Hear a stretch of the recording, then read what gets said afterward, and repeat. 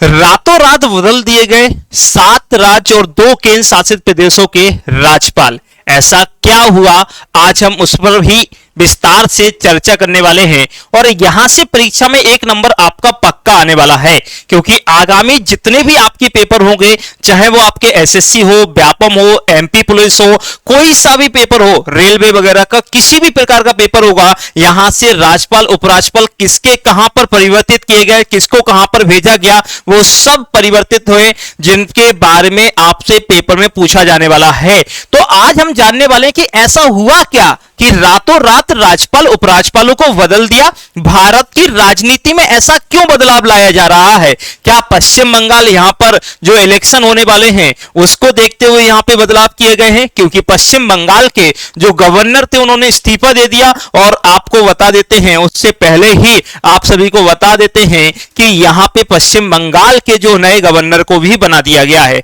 आइए उसी पर आज हम चर्चा करने वाले हैं।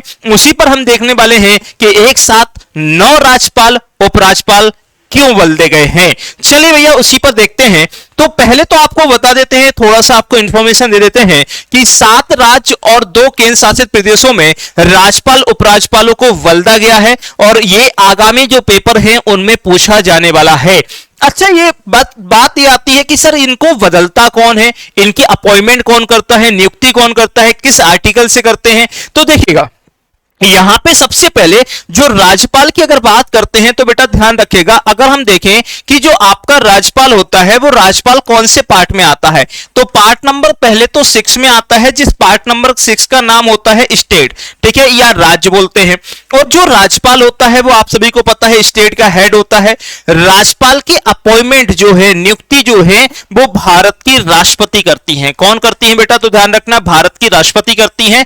किस आर्टिकल से करती है? तो 155 यानी कि 155 से करती है। पर किसके कहने पर करती है? तो बेटा ध्यान रखना, केंद्र सरकार के कहने पर। किस राज्य का राज्यपाल किसको बनाना है उसकी नियुक्ति कौन करेगा बेटा? याद रखना है, राष्ट्रपति जी करती हैं।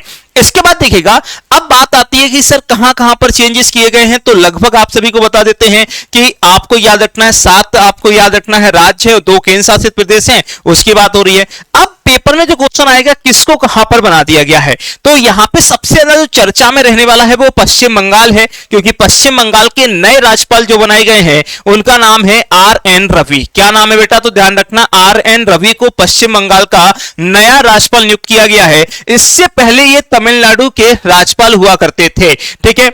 इसके बाद देखिएगा, शिव प्रताप शुक्ला जी को आपको याद रखना है, इनको कहां का बनाया गया है? तेलंगाना का बनाया गया है। कहां का बनाया गया? तेलंगाना का। शिव मिलेंगे तेलंगाना पर, RN रवि मिलेंगे कहां पर? पश्चिम बंगाल पर। कहां पर मिलेंगे बेटा? पश्चिम बंगाल पर। इसके बाद देखिएगा, क्योंकि महाराष्ट्र में जब से, क्योंकि भारत के उपराष्ट्रपति जो बने थे वो CP राधाकृष्णन बने थे, जो पहले महाराष्ट्र के ऊपर आपने देखा होगा राज्यपाल हुआ करते थे। फिर यहां पे जो गुजरात के आपके आचार्य देवव्रत थे उनको अतिरिक्त प्रभार दे दिया गया था महाराष्ट्र का। और अब उसके बाद महाराष्ट्र के राज्यपाल जो घोषित किए गए हैं वो आपको याद रखना वर्मा जी को बना दिया गया है।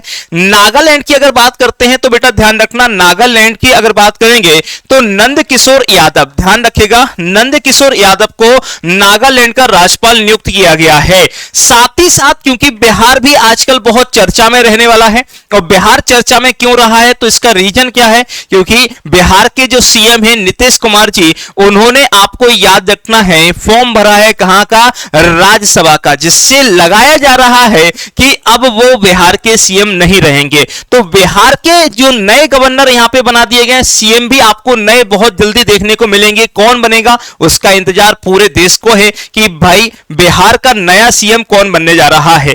अब देखिएगा, यहां पे बिहार का नया जो राज्यपाल जो बनाया गया है वो सैयद अता जी को बनाया गया है बेटा, याद रखना है, ये आपको बिल्कुल अच्छे से याद रखेगा। तो ये बात आपको बिल्कुल दिमाग में याद रखना है। इसके बाद देखिएगा, यहां पर जैसे हमने कहा बिहार जी की बात हो गई तो बिहार में आपको याद रखना है ये, ठीक है। इसके बाद देखिएगा, आपको बता देते हैं केरल के नए राज्यपाल बनाए गए हैं राजेंद्र जी को, और राजेंद्र जी को ये अतिरिक्त आपको याद रखना है, अगर कहा केरल के राज्यपाल राजेंद्र जी को तमिलनाडु के राज्यपाल का अतिरिक्त प्रभार दिया गया, मतलब केरल के ही हैं और केरल के साथ साथ इनको अब अतिरिक्त प्रभार दे दिया गया। कहां का बेटा? तमिलनाडु का। ये बात याद रखिएगा।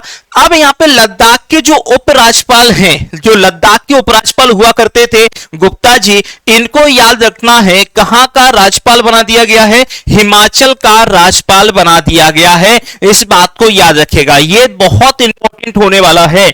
इसके बाद देखिएगा यहां पर केंद्र शासित प्रदेशों की अगर बात करते हैं तो केंद्र शासित प्रदेशों के बारे में अगर देखा जाए तो दिल्ली के उपराज्यपाल जो थे विनय कुमार सक्सेना को लद्दाख का उपराज्यपाल बना दिया गया है, ठीक है। और भारत में आपको याद रखना है ये होता रहता है, बार बार सत्ताएं आती हैं, बार बार सत्ताएं जैसी जाती हैं तो राज्यपालों का परिवर्तन होता रहता है। इसके साथ साथ आपको बता देते हैं कि दिल्ली का, क्योंकि दिल्ली के कहां पहुंचा दिए गए हैं, आपको याद रखना है लद्दाख में आपको विनय कुमार सक्सेना, और दिल्ली के नए कौन बन गए हैं तो तरनजीत सिंह, ध्यान रखना है इनको नया उपराज्यपाल घोषित कर दिया है दिल्ली का। आप सभी को कमेंट में बताना है दिल्ली में विधानसभा की स्थापना कब की गई थी और कौन से संशोधन से की गई थी, ये आप सभी को कमेंट में जरूर बताना है, ये बात ध्यान रखेगा। इसके अलावा अगर आपने अभी तक विनर्स को जितने सोशल मीडिया प्लेटफॉर्म है इन पर फॉलो नहीं किया है तो जल्दी से फॉलो कर लीजिएगा फटाफट इन सभी को। इसके साथ ही साथ आपको बता देते हैं ये आपके टेलीग्राम चैनल है, जितनी भी अपडेट होती है, कोई भी वैकेंसी आ रही है, किसका एग्जाम कब होना है, सारी अपडेट आपको मिलती है, तो इसको जल्दी से ज्वाइन कर लेना है। साथ ही साथ आपको याद रखना है ये ऑनलाइन कोर्स आप यहां से ले सकते हैं और पब्लिकेशन से आप यहां से बुक ले सकते हैं, ऑनलाइन सपोर्ट है और आप कोई भी इंदौर में आके ऑफलाइन इंक्वायरी भी ले सकते हैं। तो आज की जो खबर है वो कैसी लगी आपको, इसी प्रकार की जानकारी के लिए जुड़े रहें अपने बिजनेस परिवार के साथ। धन्यवाद।